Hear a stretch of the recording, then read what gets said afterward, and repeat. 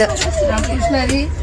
Train मध्ये बी काय चालू केलंय, मी मॅगी बनवायचं मला वाटतं aloo paratha, paneer paratha, chow mein, noodles, Maggi बनवायला चालू केलं. लिंगायत साहेबांना रेडीमेड नाश्ता आणला आणि बघा आता इथे मॅगी, पनीर पराठे, आणि चहा.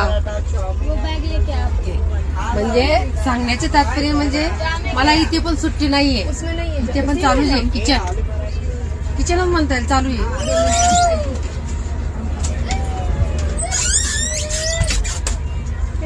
मध्ये ते दिदीने बॅग घ्यायला आली म्हणून जरा आडवं आलं. किचन चालू आहे. आता मॅगी होते. पाण्याच्या बाटल्या आणल्या आहेत 30 रुपयाला 2. त्याच्यातून आता मॅगी, त्यांना रेडीमेड नाश्ता.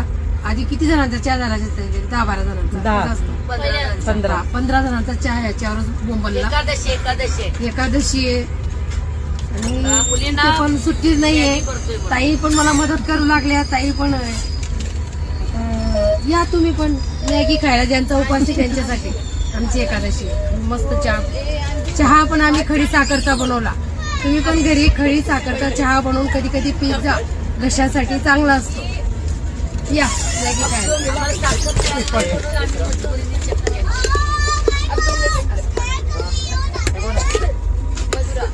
झाली.